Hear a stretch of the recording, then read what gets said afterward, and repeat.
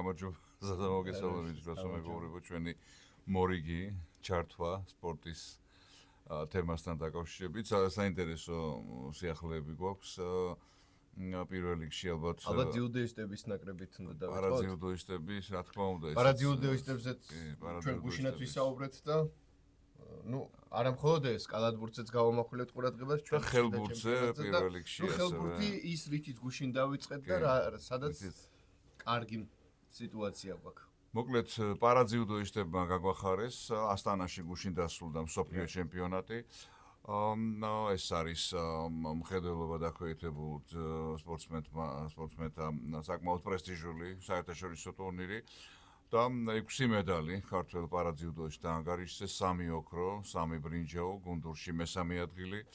რაც შეეხება J2 კატეგორიას, კატეგორიათ არის დაყოფილი J2, J1. მსოფლიო ჩემპიონები გახდნენ ინდივიდუალურში გიორგი ხალდანი, ზვიად გოგოჭური, ბრინჯაოს მედლები ზურაბიანმა და ლაშაკი ზილაშვილმა და ასევე რევაში კოიძე მოიპოვეს მძიმე ზონაში ჩიკოიძე 95 კილოგრამზე მოწონით კატეგორიაში და J1 კატეგორია აქვს საბა ბაღდავაძე 91 კილოგრამში იზეება მსოფლიო ჩემპიონის ჩემპიონობა, აღსანიშნავია რომ პარალიმპიური ჩემპიონი გოგოჭური მესამედ გახდა მსოფლიო ჩემპიონი, ყველაზე ტიტულოვანი პარაძიუდოისტი ქართული ამ სპორტის სამსახიობის ისტორიაში. გუნდურ ასპარეზობასაც შეეხება, ჩვენებმა პირველ შეხვედრაში 4-1 მოუგეს ინდოეთის ნაკრებს, რასაც ნახევარფინალში ტურნირის მასპინძელ ყაზახეთთან მარცხი მოხვა 2-4 და გადამწყვეტი ორთაბრძოლა უკვე ბრინჯაოს მედლისთვის და აქაც 4-1 გამარჯვება უზბეკეთის ნაკრებთან.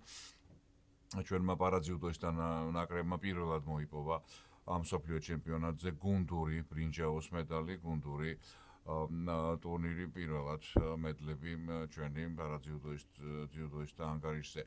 რაც შეეხება ჩვენს ხელბურთელთა გუნდს, ხელბურთელთა ნაკრები გუშინ გაიმართა, როგორც ცნობილია, როგორც ჩვენს ვისაუბრეთ და ყველა გულშემატკივარს მოეხსენებოდა დანიაში ერთ-ერთ თანამასპინძელ ქვეყანაში კენჭის 9 ევროპის ჩემპიონატის წლის ევროპის ჩემპიონატის 2026 წლის დასაწყისში იანვარში იწყება. წლის 9 გაიმართა. კი.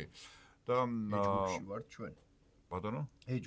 ჯგუფში ვართ ჩვენი ნაკრები, მას ერთ-ერთ მასპინძელს შვედეთს შეხვდება, შვედეთი, დანია და ნორვეგია უმასპინძლებენ ტურნირს. შვედეთი, ხორვატია და ნიდერლანდები ჩვენი მეტოქეები, დანარჩენ ჯგუფებს რაც შეეხება, A ჯგუფში მოხვდნენ გერმანია, ესპანეთი, ავსტრია, სერბეთი, B ჯგუფი დანია, პორტუგალია, ჩრდილოეთ მაკედონია, რუმინეთი, C ჯგუფი საფრანგეთი, ნორვეგია, ჩეხეთი, უკრაინა, D ჯგუფში ითამაშებენ სლოვენია, ფარერის კუნძულები, მონტენეგრო, შვეიცარია და F ჯგუფი უნგრეთი, ისლანდია, პოლონეთი და იტალია, ისლანდია ჩვენს შესარჩევ ჯგუფში იყო პირველი ადგილი დაიკავა.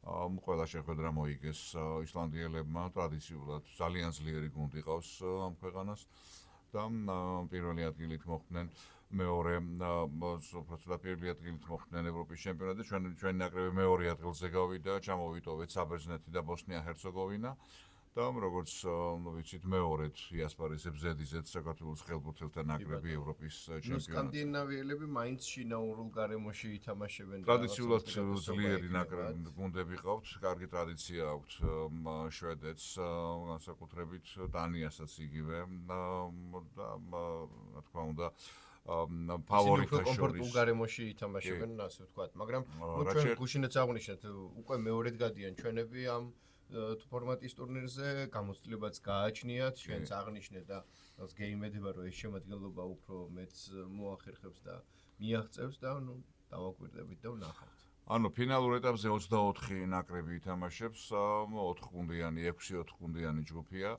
ორ-ორი საუკეთესო ჯგუფში მომდევნო ეტაპზე გავა, სადაც უკვე შემდეგ 2-6 გუნდიანი ჯგუფი, მეორე ჯგუფური ეტაპი ჩამოყალიბდება, იქ უკვე ჯგუფების პირველ-მეორე ადგილოსნები გადადიან ნახევარფინალში, მესამე ადგილოსნები კი მეხუთე პოზიციის მფლობელს გაარკვევენ. შევახსენოთ ალბათ რადიოსმენელს, რომ 2024 იყო, როდესაც პირველად გავიდნენ ჩვენები, ამოცდილება ფაქტია, რომ დაუგროვდათ და დანარჩენს დავაკვირდებით. დავაკვირდებით და რა თქმა უნდა, წარმატებები ჩვენს ნაკრებს იანვარში წლის დასაწყისში და იანვარში გაიმართება ეს ტურნირი, ანუ ევროპის ჩემპიონატი ხელბურთელთა შორის. სხვა რა ვიცი საინტერესო, ძალიან ბევრი საინტერესო რამ ხდება, იგივე გუშინ მქონდა ერთ-ერთ გამოშვებაში ჩვენი ცნობილი სარაგბო საერთაშორისო არბიტრის კიდევ ერთი წარმატება ნიკა ამაშუკელზეა საუბარი 24 მაისს უელსის დედაქალაქში ევროპის ყველაზე პრესტიჟული ტურნირის ჩემპიონთა თასის ფინალური მატჩი გაიმართება პრინსიპალიtis სტადიუმზე. ფრანგული ბორდო ინგლისურ ნორსემპტონს დაუპირისპირდება და ამ მატჩის მთავარი არბიტრი ნიკა ამაშუკელი დაინიშნა, რა თქმა უნდა ეს უდიდესი მიღწევა 30-ე ფინალია ამ ტურნირისა საიუბილეო და ქართველი რეფერი მთავარ არბიტრად მიწვეული. კიდევ ერთი დიდი მიღწევა ნიკას კარიერაში ამაშუკელს იტალიელი ანდრეა პიარდი და ირლანდიელი ენდრიუ ბრეისი დაეხმარებიან კიდეებიდან. მანამდე ერთი დღით ადრე 23 მაისს კერძოდ იმავე სტადიონზე კარდიფში ჩელენჯ კაპის ფინალი გაიმართება რანგით მეორე დონის ევროპული ტურნირი ჩვენთვისაც ასევე ძალიან საინტერესო ქართველების გუნდი ითამაშებს კერძოდ დავით ნინიაშვილის ბექა საღინაძის ბექა შვანგირაძის და ირაკლი გაფციაურის ლიონი ფრანგული კლუბი ინგლისურ ბასს დაუპირისპირდება აქაც ფრანგულ-ინგლისური დუელი შედგება ლიონმა 2022 წელს მოიგო ეს ტურნირი და მეორედ ეცდება ფრანგული კლუბი ამ ტურნირის მოგებას. სხვადასხვა ამ შეხვედრას ლიონისა და ბასის მატჩს მთავარი არბიტრი იქნება ქალბატონი პირველი შემთხვევაა ეს ევროპული რაგბის ისტორიაში როცა ევროთასების ფინალს საჯი ქალბატონი განშის ასე რომ საინტერესო სარაგბო დღეები ელით გულშემატკივარს 23 და 24 მაისს გუშინ კალათბურთზე გინდოდა აუცილებლად საქართველოს ჩემპიონატის ორივე ფინალისტი გაირკვა, გარკვეულწილად პროგნოზირებადი ფინალია, მართლაც ორი უძლიერესი გუნდი, ქართული კალათბურთის ორი ლიდერი შეხვდება ერთმანეთს, მოქმედი ჩემპიონი ქუთაისი 2010 და წინა წლის ჩემპიონი, შარშანწინდელი ჩემპიონი თბილისის სახელმწიფო უნივერსიტეტის გუნდი ორივე გუნდში არაერთი მაღალი კლასის კალათბურთელი თამაშობს, მათ შორის საქართველოს ეროვნული ნაკრების კალათბურთელები, ასევე ძალიან ძლიერი ლეგიონერები, ამერიკელი ლეგიონერები. ორივე გუნდმა ნახევარფინალში 3-1 მოიგო თბილისის სახელმწიფო უნივერსიტეტის გუნდმა გურჯაანის დელტასლია სამოგებამდე სერია, სამოგებამდე პლეი-ოფის ყველა ეტაპზე, მათ შორის ფინალური სერიას სამოგებამდე იქნება და ასევე 3-1 მოიგო ქუთაისმა.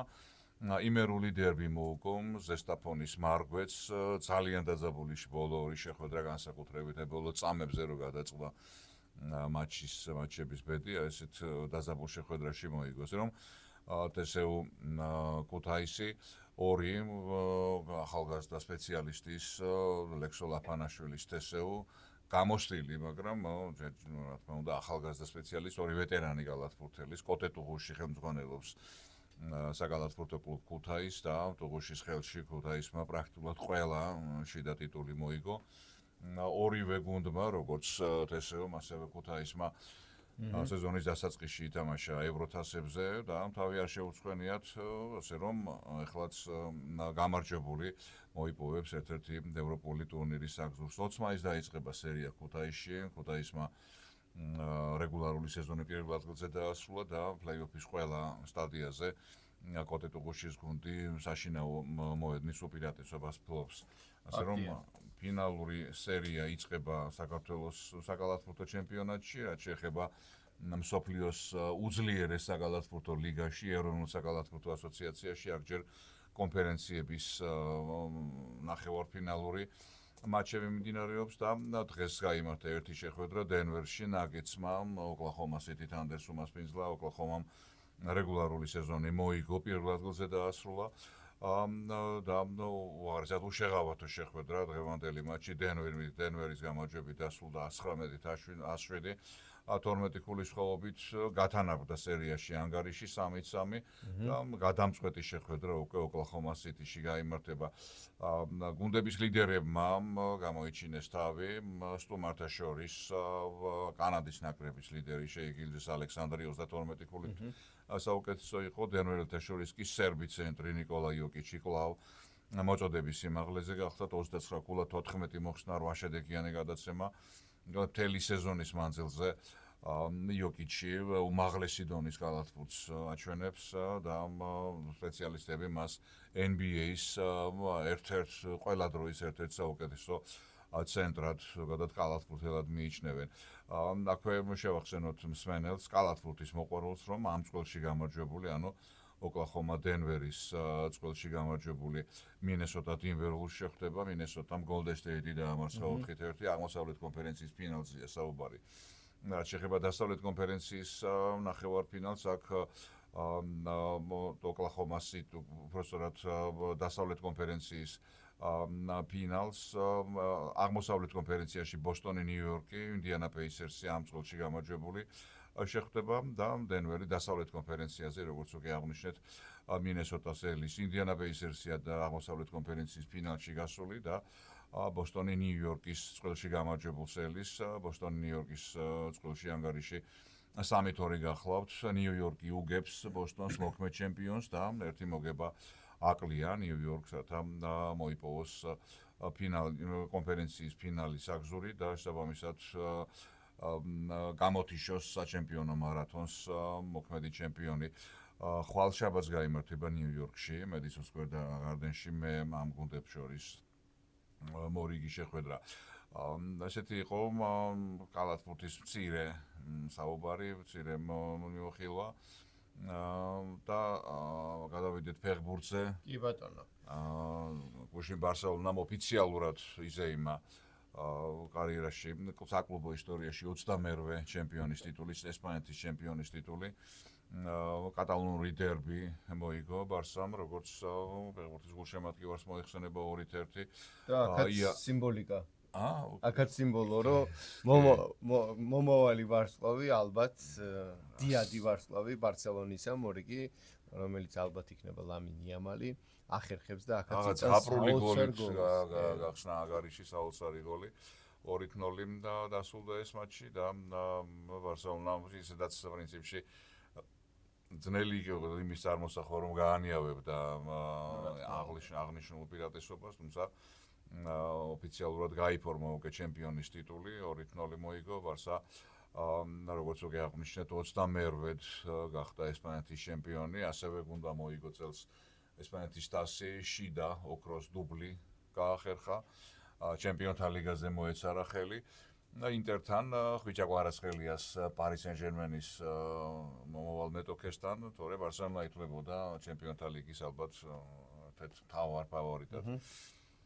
საქართველოს ეროვნული ჩემპიონატიც ვახსენოთ, ეროვნული პირველობა ჩვენი საფეხბურთო ჩემპიონატი გუშინ პირველი მატჩი გაიმართა, მე-15 ტური გაიხსნა სწორედ ერთი მატჩით, ეს გახლავთ იმერული დერბი, რომელშიც ქუთაისის ტორპედომ სტუმრად წყალტუბოში სამგურალს მინიმალური სხვაობით 1-0 ლია. ტურის დანარჩენი მატჩები დღეს გაიმართება, პარასკევ დღეს საინტერესო შეხვედრები ელის ქართული ჩემპიონატის, საფეხბურთო ჩემპიონატის მოყვარულებს. კახური დერბი შედგება დღეს თბილისში, ოღონდ მიხეილ მესხის სახელობის სტადიონზე, სადადარიგო მოედანზე. გარეჯი, თელავი, 16 საათზე დაიწყება ეს მატჩი. ფოთში კოლხეთი ლიდერი იბერიას უმასპინძლებს, ბათუმის დინამო გორის დილას, ბათუმში ჩატარდება ეს შეხვედრა და ტური დასრულდება თბილისში, დავით პეტრიაშვილის სახელობის სტადიონზე. საფეხბურთო კლუბი გაგრა თბილისის დინამოს მიიღებს ეს შეხვედრები დღეს გაიმართება 21 საათზე დაიწყება გაგრა დინამო თბილისის. კი ბატონო. ფეხბურთზე საუბრით უნდა გავაგრძელოთ და დავასრულოთ ალბათ ჩვენი მიმოხილვა, იმიტომ რომ ჩვენ აღნიშნე კიდევაც ევროპის ჩემპიონატის პარკლებში ბარსელონამ ლა ლიგაში მოახერხა და კვლავ ჩემპიონობა გაიფორმა. და დღესაც გაგრძელდება რამდენიმე საინტერესო მატჩი დღესაც იქნება, კონკრეტულად კი უკვე პრემიერ ლიგაზე ვსაუბრობ, ინგლისში დღეს ასტონ ვილა უმასპინძლებს ტოტენჰემ ჰოტსპურს და ალბათ აქ ფავორიტი ასტონ ვილაა. საკმაოდ კარგ სეზონს ატარებს. მით უმეტეს სახში თამაშობს, კი ბატონო. მიუხედავად ჩემპიონთა ლიგაზე გავარდნისა, ამ გუნდმა ხა გამოაჩინა და თავისი სპორტული ჟინი არსად დაუკარგავს და პარი სენ-ჟერმენთან ინგლისური კლუბები წელს ანუ ეს უშანსოდ იყვნენ. ზოგადად ფრანგებისთვის და ინგლისელების დამოკიდებულება გეიცი და ეს რაღაც ასლიანი ომის მსგავსი იყო, როდესაც ერთმა ფრანგულმა კლუბმა, მთავარმა ფრანგულმა კლუბმა, დედაქალაქურმა კლუბმა სამი ბრიტანული კლუბი ZDZ გამოაგდო და დატოვა ჩემპიონთა ლიგის მიღმა, ალბათ ინგლისელი კომაგებისთვის ეს ძნელად ასატანია და ვეჭვობ ფინალის დროს ინტერის გულშემატკივრები უფრო იქნებიან ვიდრე PSG-ში. თუმცა მეორე მხრივ ბარსელონას გულშემატკივრებთა უდიდესი ნაწილი ალბათ გადაინაცვლებს PSG-ს კომაქტა სივრცეში, მით უმეტეს ქართველებზე აღარაფერს ვსაუბრობ. კიდევ მეორე მატჩი, რომელიც გაიმართება პრემიერ ლიგაში, ეს რომ ყოფილიყო ერთი 5 წლის წინანდელი, 8 წლის წინანდელი მატჩი, ახლა კლუბებს რო დავასახელებ, ეს იქნებოდა ხო, უმთავრესი 8 იქით კიდე აღარ მივიდივარ. საჩემპიონო ეს იქნებოდა უდიდესი შეხვედრა უნიშნულოვანესი კლუბებისა, მაგრამ დღეს არის ჩელსი და მანჩესტერი და ჩელსის შეხვედრა გაიმართება ლონდონში შეხვდებიან ერთმანეთს. აი ნავიც ინერციით მომავალი კლუბები, რომელთა აჩრდილიღა არის შემორჩენილი დღეისთვის და იმედია. დღეს კიდევ ერთი ძალიან მაგარი მატჩია თბილისში. ის ბოლოსთვის კონდა შემონახული, მაგრამ თქვი შენ. და მე რამდენიმე ინფორმაციას გავმახვილებ ყურადღებას, რომელიც შეიძლება სატრანსფერო ბაზარზე განხორციელდეს. მაშინ მოდი ამ ინფორმაციას ვიტყვი და მე იმ ამბით დავამთავრებ. კანადელი ჯონათან დეივიდი ჩვენ ყველამ ვიცით და სხვადასხვა PlayStation-ის მოთამაშეებში ის ძალიან ფასობდა თავისი სისწრაფითა და უნივერსალური შესაძლებლობებით, რომელიც ვიცით რომ ფრანგულ ლილში იყო და ამბობს რომ კარიერას ასრულებს ლილში დარჩენა აღარ უნდა ამ ფეხბურთელის შეძენის შესახებ არაერთი კლუბი საუბრობდა და უпростоრად მედია აკავშირებდა სხვადასხვა კლუბთან, მაგრამ რეალურად არაფერი მომხდარა და პრინციპში თავისუფალი აგენტის ფორმატით მიდის და საუბარი არის იმაზე, რომ შეიძლება აღმოჩნდეს ბარსელონაში. ბარსელონა, რომელსაც გასაგებია უდიდესი შედეგები აქვს და სხვადასხვა ციფრი გამოვიდა, მე მგონი ამ ბოლო კლასიკოზე ერთ დღეში მიიღო თუ არ ვცდებით 15 მილიონამდე. ისეთი მაგარი შემოსავლები ქონდა ბონუსების ჩათვლით და სატელევიზიო გაყიდვებით. მიუხედავად ამისა, კვლავ გააჩნია ბარსელონას ფინანსური პრობლემები და შესაბამისად ასე უფასოდ ფეხბურთელის მასთან გადაყვანა, რომელიც ალბათ არ იქნება ისეთი პრეტენზიული, რომ მუდმივად მოითხოვს. მუშა ფეხბურთელი და რომელსაც არ აქვს პრეტენზია, რომ მაინც და მაინც ძირითადში იყოს, ხო. ლევანდოვსკის და შეტევის ხაზის შესავსებად ალბათ იდეალური ვარიანტი იქნებოდა, მაგრამ გაირკვა რომ ნაპოლის მოუსვენებელი მწვრთნელი, გაუმაცხარი მწვრთნელი და იყო ბოდიში მფლობელი, ასევე ცდილობს დავიდის გადაბირებას და ალბათ ამ შემთხვევაში გადაწყვეტავს ყველაფერს ის ფაქტორი თუ რომელი კლუბი უფრო მეტ ბონუს მისცემს თავისუფალ აგენტს, ხო? და ალბათ აი საკონტრაქტო ციფრები იქ შეიძლება იყოს გადამწყვეტი საბოლოოდ. მანჩესტერზეც არის საუბარი, ანუ ბარსელონა, მანჩესტერი და ნაპოლი ბოლო არის. მოკლედ, ეხლა მეორე კლუბი, რომელიც მადრიდის რეალის სახელით არის ცნობილი, რომელსაც ძალიან სერიოზული პრობლემები გააჩნია. გუშინ იყო ინფორმაცია, რომ ანჩელოტი ძალიან უკმაყოფილოა, რომ ისე არ უშვებენ როგორც უნდა, არც იმ ფინანსებს არ აძლევენ, რაც უნდა მისცენ კომპენსაციის სახით და ასევე უპრობლემებენ მას ბრაზილიის მწვრთნელად. ნუ ფაქტობრივად გადაწყვეტილია ბრაზილიის. გადაწყვეტილი ამბავია, ხო, მაგრამ ნუ აგერ ნახეთ, ხო. პენსიაზე გავა ბრაზილიის ნაკრების მთავარი მწვრთნელობიდან, მეტი რა უნდა ეხლა. ავიც დამსახურებული მწვრთნელია სანაკრებო. თან მიმაშიც რეალშიც კი ჩაუვარდა წლევანდელი წელი, მაგრამ ამ ადამიანმა იმდენი თასი მოუტანა რეალს და ისეთი ფენიქსივით ეცეც გამოაცოცხლა თავის დროზე, ხო? და მოახერხა კლუბის ისევ მაღალ დონეზე ასპარეზობის ლიგას ყოველ წელს ვერ მოიგებს. არა, რა თქმა უნდა. რეალი ნებისმიერი ტურნირის ფავორიტია შიდა თუ გარე ტურნირებზე და წლეს ხა ჩავარდნა პრინციპში ხა ვიცე-ჩემპიონია ესპანეთის თასის ფინალისტი, ეგ არის რომ ტიტული ვერ მოიგო. და უბრალოდ 4-ვე ელ კლასიკო წააგო და ეს ეს მორალური დარტყმა უფრო არის, ხო? რა თქმა უნდა, დღესდღეობით ბარსელონა უკეთესი. ახლოს ვერ. გასათვალისწინებელია. თუ გააკვირდები კახა, რაღაცა 5 წლედი ან 10 წლედი არის ხოლმე რომ ერთი კლუბი მოდის დომინირებს, მეორე კლუბი ერთადერთი აი ესეთი ორივე რომ მეტნაკლებად თანაბარ დონეზე იყო, ალბათ იყო როდესაც გალაქტიკოს მეორე ნახევარი და ბარსაში უკვე ხავი, ინიესტა, მესი რომ მოდიოდა და ის რონალდინიო დღეს თბილისშია. რონალდინიოს შემდგომი პერიოდი თბილისშია, კი, ჩემი ერთ-ერთი ყველაზე საყვარელი ფეხბურთელი. მაგაზეც ველაპარაკებ. ეხლა დავასრულოთ ამ თემაზე, ის რომ ჩაანაცვლებს ხაბი ალონსო ანჩელოტის ამაზე ისო ბევრს და ბევრს საუბრობენ.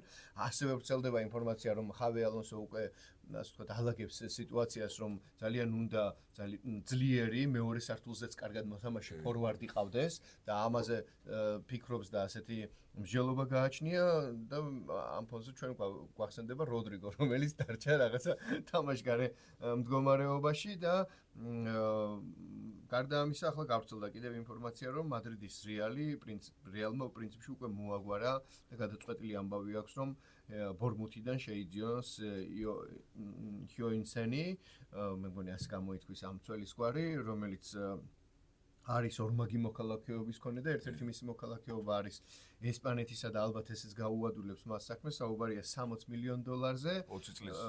ხო, და მარკა ავრცელებს ამ ინფორმაციას და მარკა ეხა რეალთან დაკავშირებით როგორც წესი მეტწილად სწორ ინფორმაციას ავრცელებს, მათი კონტაქტი არ ახალია, ასე ვთქვათ და დაცვის ხაზი, ასე ვთქვათ, გაძლიერდება და ხავი ალონსო თუ იქ იქნება, გასაგებია ბევრ სიახლეს ნახავთ და არის უკვე იმაზე საუბარი და გადაწყვეტილია რომ 15 ივნისამდე ხავი ალონსო ჩაიბარეს მადრიდის რეალს და მას ეს მსოფლიო საკლუბო ჩემპიონატი, რომელიც 15 ივნისიდან 13 ივლისამდე გაგრძელდება ლამის ერთი თვე, სწორედ იმისთვის ექნება რომ სეზონისთვის აიქ მოამზადოს შემადგენლობა. ხო, ახალი ეტაპი იწყება რეალის. არა, ცალსახად ახალი ეტაპი იწყება. რეალის შემადგენლობისთვის აბსოლუტურად სხვა ხედვების და ძალიან წარმატებული სპეციალისტი მოდის რეალში, მე პირადად ძალიან გულშემატკივრობ. შაბი ალონსოს მისმა ლევერკუზენმა ფურორი მოახდინა. არსაიდან მოსული გუნდი, როგორც მას უწოდებდნენ გერმანიაში, იქცა აბსოლუტურ ჰეგემონად, რამდენ მატჩიანი წაგებელი სუდან არ გავრო სერია ჰქონდა, ვახსოვს და როგორ ფეხბურთს თამაშობდა. კიდევ იმედი გვაქვს რომ აქაც მოახერხებს და ალბათ მოახერხებს. ამ თემაზე ვისაუბრებთ ორი სიტყვით ნიკა ბასილაშვილის წარმატებაზეც ვთქვათ, ასე ვთქვათ ორი სიტყვით. საფრანგეთში ქალაქ ბორდოში მიმდინარეობს ჩელენჯერის ტურნირი და ნიკამ მეორე მატჩიც მოიგო, მეოთხედფინალში გავიდა. ორსეთში დაამარცხა მასპინძელი, კანტენალისი 7-6, 7-6 ტაიბრეიკზე ორივე ასეთი და გავიდა მეოთხედფინალში. საათნახევარში დაახლოებით გაირკვა უკვე ვინ იქნებოდა. და ბრენდონ ნაკაშიმა, ამერიკელი, წარმოშობით იაპონელი ჩოგბურთელი იქნება დღეს ნიკას მეტოქე. გუშინდელი გამარჯვების ხალობით ვასილაშვილმა უკვე 6 საფეხურით და დღეს აქ მორიგი შეხვედრა. შორს არის და 157 საფეხურზეა მისი კარიერული პიკი. მე-16 ადგილი იყო როგორც ვახსოვს. სოფლიოს 16 საუკეთესო ჩოგბურთელს შორის შედიოდა.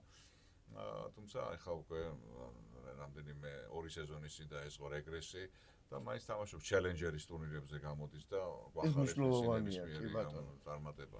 ასე ვთქვათ, ფეხბურთიდან ჩოგბურთზე და ჩოგბურთიდან ისევ ფეხბურთზე და ფეხბურთით დავამთავროთ. გავრცელდა ინფორმაცია, რომ ჩვენ გუშინ ვისაუბრეთ, რომ ძალიან დიდხნიანი პაუზის შემდეგ მილანის დამარცხების ხარჯზე ჩვენ ვიხილეთ ახალი გამარჯვებული იტალიაში და ამან ძალიან ნეგატიურად იმოქმედა მილანის მოქმედ მწვრთნელზე კონსეისაოზე და არის ინფორმაცია იმასთან დაკავშირებით, რომ შესაძლოა კონსეისაო მწვრთნელის პოსტზე ჩაანაცვლოს ხავიმ, რომელსაც სურს რომ გრძელვადიანი პერიოდით მისცენ გუნდი რომ ააშენოს და ასეთი ფუფუნება, ძალიან ასეთ ფუფუნებას ცოტა კლუბი იძლევა, თუ პრემიერ ლიგას ავიღებთ, შეიძლება ტოტენჰემი იყოს, ვინც ამას შესთავაზებს და მეორეს მხრივ მილანშიც შეიძლება ასეთი შეთავაზება იყოს, ამ შემთხვევაში კი იცი რომ თავარი ევროთასებზე როგორღაც გავიდეს ხოლმე და მეორეს მხრივ გარაქცევენ პირველი და ორი წელი რა ვითარება იმისთვის რომ მომავალზე აქცენტირებს გუნდი. ეს რაც მინდოდა მეთქვა ამასობაში ჩვენ გვანიშნებს ამ დრო რომ ჩვენი საერთო დრო უკავშირ უახლოვდება დასასრულს და აუცილებლად მე სამწუხაროდ ვერ მივდივარ და ძალიან გული მწყდება, მაგრამ უნდა ვთქვათ რომ დღეს დინამო არენაზე საოცარი ფეხბურთელების მიუხედავად იმისა რომ მათი აქტიური საფეხბურთო ფაზა დასრულებულია, მაინც გვარები წარსული და მათი გამოცდილება და მათ მიერ საფეხბურთო მოედანზე შექმნილი საფეხბურთო სცენები დაუვიწყარია და რონალდინიოს ჯადოქრობაზე საერთოდ აღარაფერს საუბრობ და ჩვენ გულშემატკივარს დღეს ექნება საშუალება რომ რონალდინიოზე ვიღაც წერდა რომ გაუშვა ეხლა და ის თამაში ძალიან ბევრ მოქმედ ფეხბურთელს უკან ჩამოიტოვებს. კი, უბრალოდ რეჟიმი და ფიზიკური გამძლეობა. თორემ საოცრებაა. მოკლედ ეს მატჩი 7 საათზე გაიმართება, ახლა ალბათ ვინცსაც გადაწყვეტილი აქვს წასვლა იმისთვის ეს სიახლე არ არის, მაგრამ კარგი ამბავია. ეს ლეგენდების სერიის მეორე რაუნდი, პირველ რაუნდში როგორც გახსოვს, ქართველი ფეხბურთელები მილანის ინტერის ლეგენდებს დაუპირისპირდნენ, ახლა კი ბარსელონას ლეგენდები ხავიერ ეხლა ჩვენი საერთო გადაცემად ლეგენდებში გადავა თუ კი არ დავასრულებთ, იმიტომ რომ ამ დრო იქიდან გვანიშნებს და 11 საათიანი სპორტული გამოშვების შემდეგ მე ახლა დაგიბრუნდებათ ამ დროს, მე კი მანამდე 11 საათიანი საინფორმაციო გამოშვების შემდეგ უკვე სტუმართან ერთად დროებით